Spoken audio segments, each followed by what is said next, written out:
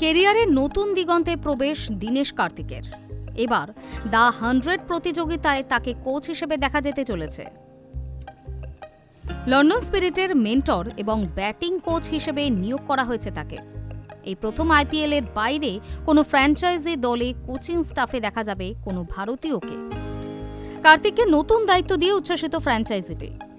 এক বিবৃতিতে তারা লিখেছেন, লন্ডন স্পিরিটে ডিকে স্বাগত জানাতে পেরে খুবই আনন্দিত। তিনি খেলাটাকে যেভাবে নিজের মতো করে ভাবেন তা সত্যিই অসাধারণ। তার অভিজ্ঞতা দলকে সমৃদ্ধ করবে। ফ্র্যাঞ্চাইজিটি টিম ইন্ডিয়ার প্রাক্তন ক্রিকেটারকে ঘিরে স্বপ্ন দেখতে শুরু করেছে।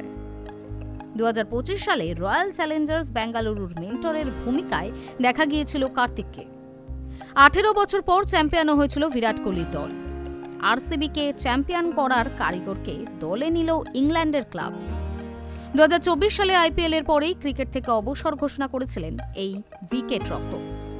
এরপর দেশের বাইরে বেশ কিছু প্রতিযোগিতায় চুটিয়ে খেলেছেন তিনি।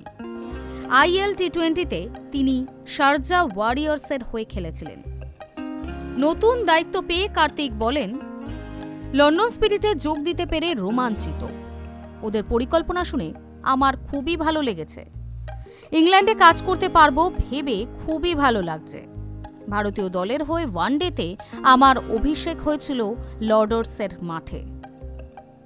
শেষ টেস্টও খেলেছিলাম এখানে, তাই লর্ডস আমার মনের খুবই কাছে।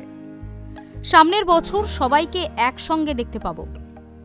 অসাধারণ ক্রিকেটারদের সঙ্গে কাজ করতে পারবো ভেবে আর তর সইছে না।